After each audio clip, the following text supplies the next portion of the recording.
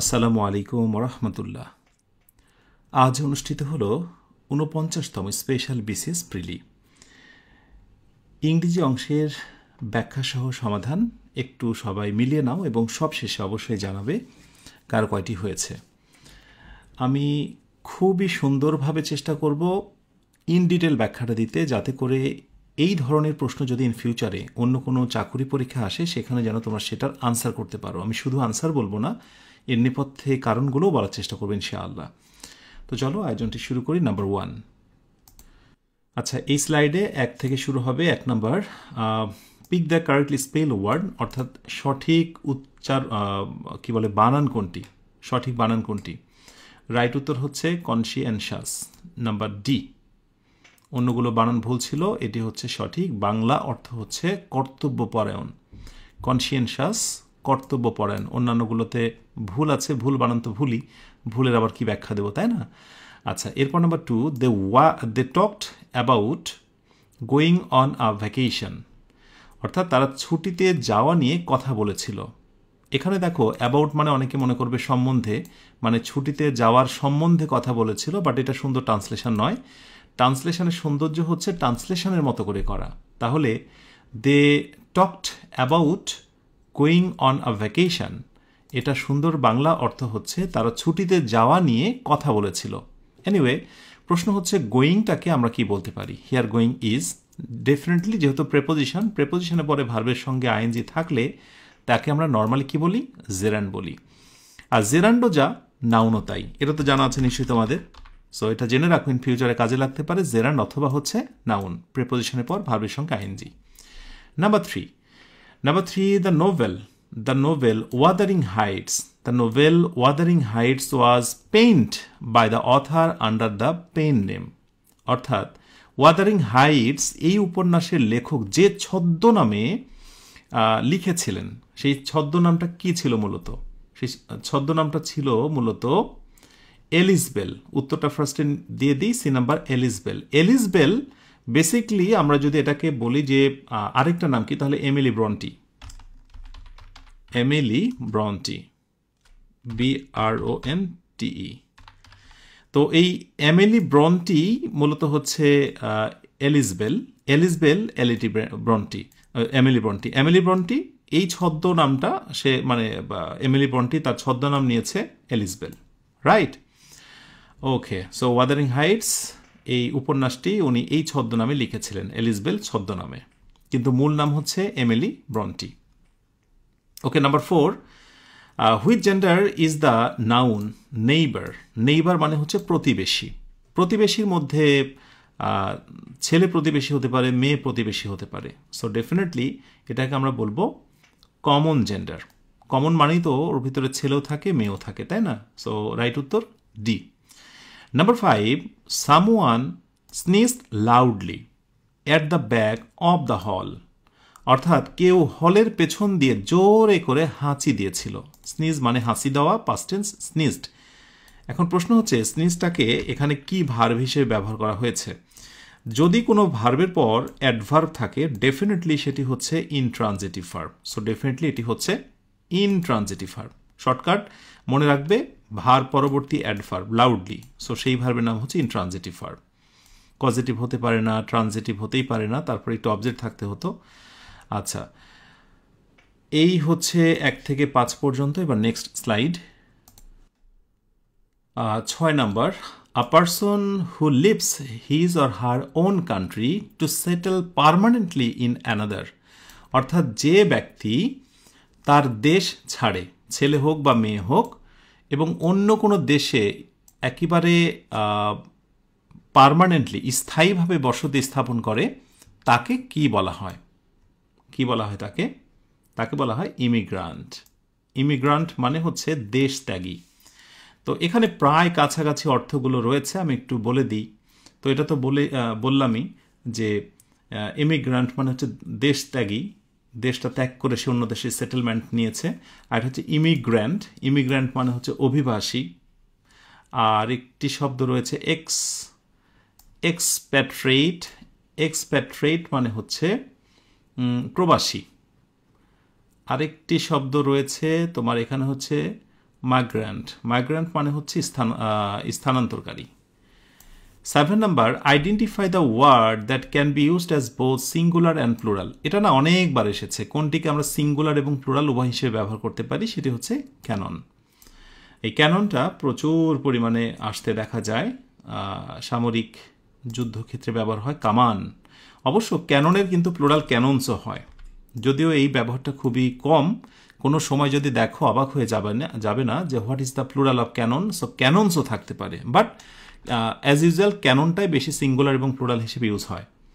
ওকে, light থেকে lights হতে পারে, শর্ট থেকে শর্টস হতে পারে, এরপরে ক্রাইটেরিয়ন থেকে ক্রাইটেরিয়া হতে পারে, রাইট, ক্রাইটেরিয়া যেটা মানদণ্ড। সো এটা সিঙ্গুলার প্লুরাল হতে পারে। তার মানে এ বি সি সবগুলোর সিঙ্গুলার প্লুরাল রয়েছে, কিন্তু ডিকে বলা হচ্ছে সিঙ্গুলার এবং প্লুরাল হচ্ছে বোথ একই। আচ্ছা, 8 number, identify the correct passive form. Yes, এটা আমি বলবো যে আজকে যতগুলো প্রশ্ন হয়েছে তার ভিতরে সবচেয়ে কনফিউজিং অনেকের কাছে মনে হবে 8 নাম্বারটা। পিপল থট দ্যাট, মানুষজন ভেবেছিল যে দ্য ডেসপোট ওয়াজ করাপ্ট, যে স্বৈরাচারী ছিল দুর্নীতিগ্রস্ত। এক তো স্বৈরাচারী, আরেকদিকে আবার দুর্নীতিগ্রস্ত। তো রাইট উত্তরটা ফার্স্ট একটু নিয়ে নাও। The right answer is definitely B is the best choice. বিটাকে আমরা বেস্ট বলছি কারণ নর্মালি বলা হয় যখন বেশ কিছু নির্দিষ্ট ভার্ব আছে এবং সেই ভার্ব দিয়ে যদি কোনো কমপ্লেক্স সেন্টেন্স গঠিত হয়, এই তোমার যেমন ধরো তুমি বলতে পারো বিলিভ, নো, থিঙ্ক, এই জাতীয় যে শব্দগুলো, থিঙ্ক থেকে কিন্তু থট হয়েছে, এই জাতীয় ভার্ব দিয়ে যখন কমপ্লেক্স সেন্টেন্স গঠিত হয় তখন মূলত এই পুরো অংশটাকে ইট ধরতে হয়। এই যে ইট ধরা হয়েছে, হ্যাঁ, ইট, তারপরে পাস্ট টেন্সের জন্য কি, ইট ওয়াজ থট, তারপরে এই যে দ্যাট থেকে বাকি যে অংশটুকু আছে সেটুকু দেওয়া হয়েছে। তার মানে পিপল থট দ্যাট, এই ক্লজের মূলত প্রোনাউন হিসেবে ইট নেওয়া হয়। এটা একটা নিয়ম আছে। এছাড়াও আরেকটি নিয়ম আছে, তুমি চাইলে কিন্তু আরেকভাবে করতে পারো, অর্থাৎ সাবঅর্ডিনেট কনজাংশনে যেটি সাবজেক্ট, সাবঅর্ডিনেট ক্লজে যেটি মূল সাবজেক্ট, সেটিকে নিয়ে the dispute was thought to be, মানে যে টেন্স হবে সেটা ওয়াজ থট, ওইটাকে নিয়ে আসতে হবে, was thought to be corrupt. দুইটাই রাইট, বাট আমি নিশ্চিত করে বলতে পারি যে এটি অ্যাজ ইউজুয়াল, এটা সাধারণত বেশি ব্যবহার হয় এবং সম্ভবত আসন্ন যে রেজাল্টটা, মানে যে পরীক্ষাটা হলো সেখানে এটাই নেওয়া হবে। বাট এটাকেও আমরা রাইট হিসেবে নিতে পারি, হ্যাঁ, বোথ আর কারেক্ট, এটা আমরা ওকে হিসেবে নিতে পারি, বাট বেস্ট হচ্ছে উপরেরটা, B number. Okay, number 9, after lunch we went for leisurely stroll. Here leisurely is an, অর্থাৎ লাঞ্চের পর আমরা একটুখানি হেঁটেছিলাম। কি হেঁটেছিলাম? অবকাশময়। এই লেজারলি শব্দটা হচ্ছে নর্মালি আমরা হয়তো মনে করতে পারি যে অবকাশের সাথে, কিন্তু অবকাশের সাথে না, এটা হচ্ছে অবকাশময়। যখন অবকাশের সাথে বলবো বা আরাম বিরামের সাথে, তখন ওটা অ্যাডভার্ব হবে। কিন্তু যখন আমি স্ট্রোল শব্দটা ইউজ করছি তার পূর্বে, অর্থাৎ স্ট্রোল শব্দটা হচ্ছে নাউন, নাউনের পূর্বে যখন ব্যবহার করছি সেটা হবে অ্যাডজেক্টিভ, ব্যতিক্রম ধারার ব্যাপার। এই হচ্ছে বি নাম্বার। আর বাংলাতেও বুঝতে পারছো, অবকাশময় অথবা বিনোদনমূলক, হ্যাঁ, লেজারলি মানে হচ্ছে এইটা। Okay, number 10, the play Englishman for my money was written by. এটা কে লিখেছেন? উইলিয়াম হটন লিখেছেন, William Houghton. Okay, Englishman for my money was written by William Houghton. Okay, next slide. 11 number, মানে সামথিং, কিছু একটা আছে আরো।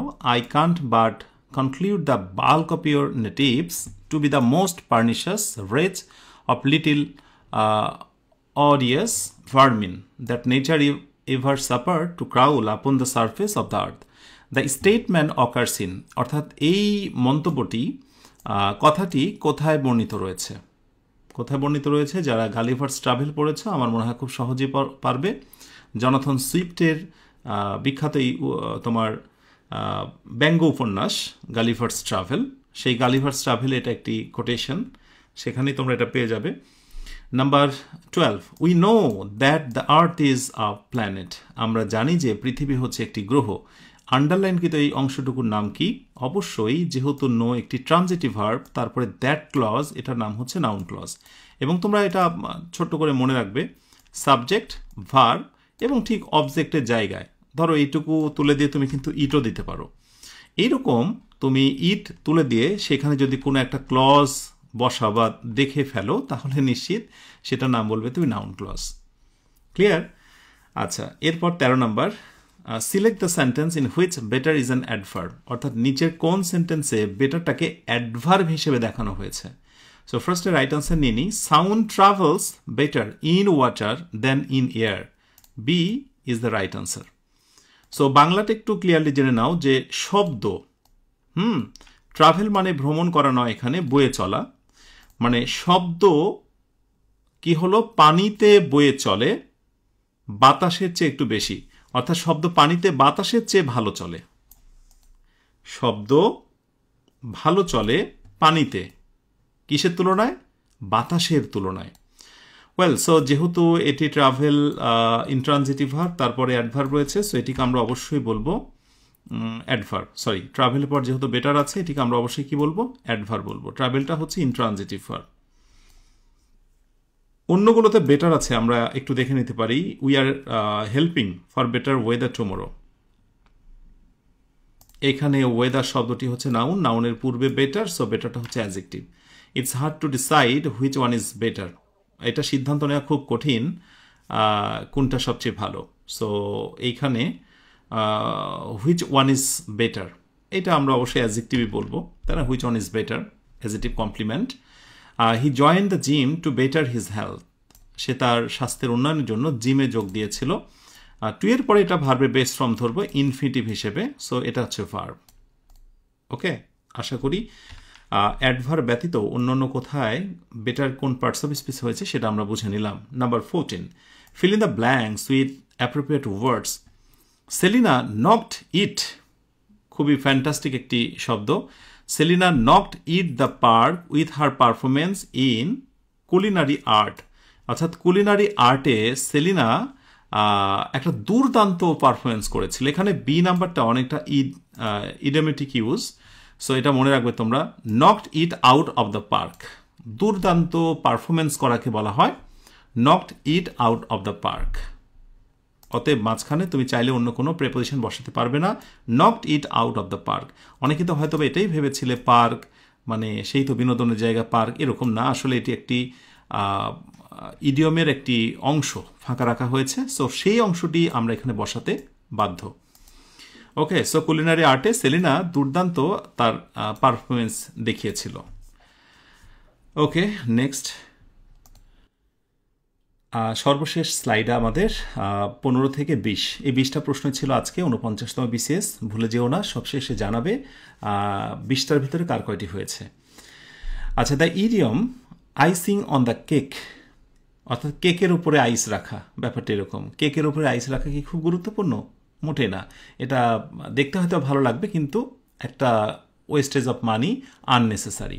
সো এটা দেখতে ভালো লাগছে কিন্তু আননেসেসারি। সো রাইট উত্তর হচ্ছে an attractive but unnecessary addition, অর্থাৎ আকর্ষণীয় বাট অপ্রাসঙ্গিক একটি যোজন বা যুক্ত করা কিছু একটি বিষয়। Choose the synonym for fright. ফ্রাইটের সিনোনিম বলো। ফ্রাইট মানে হচ্ছে ভয়, তাহলে ভয়ের সিনোনিম কি হতে পারে? অ্যাপ্রিহেনশন। অ্যাপ্রিহেনশন যেটি ভয়, আশঙ্কা, রাইট? ওকে, সো বাকিগুলো আমরা একটু দেখে নিতে পারি।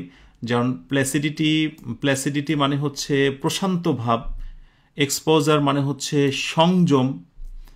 আর ইকুয়ানিমিটি, ইকুয়ানিমিটি মানে হচ্ছে সমভাব। আচ্ছা, নাম্বার 17 আসো। রুবিয়াত অফ উমর খায়াম। এই উমর খায়ামের রুবিয়াত ইজ অ্যাট্রিবিউটেড টু, অর্থাৎ এইটার যে রূপান্তর করেছিলেন সেটা আসলে কে? বিখ্যাত কে? বিখ্যাত কে? রাইট উত্তরটা ফার্স্টে নিয়ে নাও। A number, Edward Fitzgerald. Edward Fitzgerald. Okay, number 18, we work every day except Friday, অর্থাৎ শুক্রবার ব্যতীত আমরা প্রতিদিন কাজ করি। এক্সেপ্ট মানে হচ্ছে ব্যতীত, মানে উইদাউট। সো প্রশ্ন হচ্ছে এক্সেপ্টটা কি? ইটস আ প্রেপোজিশন এবং এটা প্রচুর পরিমাণে আসে, এই ব্যতীত বাদে এক্সেপ্টটা প্রচুর আসে। Number 19 number, who wrote vindication of the rights of women. এই গ্রন্থটির রচয়িতা কে ছিলেন, কে লিখেছেন? ম্যারি। বি নাম্বারটা রাইট উত্তর হবে, বাট এখানে আসলে একটা আর হবে, এটা হয়তো বা টাইপিং মিস্টেক করেই কোয়েশ্চেনে ছিল, বাট রাইট উত্তর বি। আদারওয়াইজ হওয়ার কোনো সম্ভাবনা নেই, এটি হওয়ার কোনো সম্ভাবনা নেই। অনেক হয়তো বানান ভুলের কারণে বলেছ, কিন্তু কোনোভাবেই এই উইলস্টন ক্রাফটের সাথে গডউইন হবে না। হ্যাঁ, এটা হয় না, এই নামের সাথে নেই। সুতরাং রাইট উত্তর ডেফিনেটলি বি নাম্বার, এটা তুমি শতভাগ নিশ্চিত থাকতে পারো। হয়তো বা আর একটা মিস্টেক হয়েছে, রাইট উত্তর হচ্ছে এইটা, অ্যাকচুয়ালি একটা আর হবে। And number 20, which one is correct? খুবই ফ্যান্টাস্টিক একটি বিষয়। হ্যাং মানে হচ্ছে ঝুলানো, সেইটা নিয়েই দ্বন্দ্ব। তো রাইট উত্তর হচ্ছে the picture was Hang on the ওয়াল, অর্থাৎ ছবিটি ওয়ালে ঝুলানো হয়েছিল। এই ঝুলানো নিয়ে সমস্যা। আর যেটা লম্বা বানান তোমরা মনে রাখবে, হ্যাংড, এটা ফাঁসিতে ঝুলানো। আমি এইভাবে ছোটবেলা মনে রাখতাম যে ফাঁসিতে ঝুলানো বিষয়টা ভয়ঙ্কর, কঠিন কঠিন জিনিস বড় লম্বা, অতএব এই বানানটাও লম্বা, রাইট? সো সবগুলোরই প্রেজেন্ট হচ্ছে, যেমন এই হ্যাং, HNG, এই হ্যাং মানেই ঝুলানো, আবার হ্যাং মানেই ফাঁসি দেওয়া, কিন্তু পাস্ট পার্টিসিপলটাই হচ্ছে বড় ব্যাপার। এই যে হাং, এটা হলো ঝুলানোর জন্য, আর হ্যাংড এটা হচ্ছে ফাঁসি দেওয়া। তা আমি কি বলবো নাকি যে ছবিটা দেওয়ালে ফাঁসি দেওয়া হয়েছিল? না, আমি বরং বলবো ছবিটা দেওয়ালে ঝুলানো হয়েছিল। তো ঝুলানোর ইংরেজি হচ্ছে হ্যাং হাং হাং, এই যে এটা রাইট উত্তর B number. That's all. So এই হচ্ছে প্রশ্ন হচ্ছে অন অ্যান অ্যাভারেজ হয়েছে। আশা করছি এটাকে আহামরি কঠিন বলা যাবে না। যারা পড়েছো তাদের কমন থাকার কথা। এবার ঝটপট কমেন্টে জানাও 20টার ভিতরে কার কয়টা হয়েছে। সবার কমেন্টের দিকে নজর রাখবো এবং সবার সুখময় দিন আসবে ইন ফিউচারে, আরও সুন্দর পরীক্ষা হবে এই প্রত্যাশা রেখে আজকের এই আয়োজনটি শেষ করছি। তোমরা সবাই অনেক ভালো থেকো। আসসালামু আলাইকুম ওয়া রাহমাতুল্লাহ।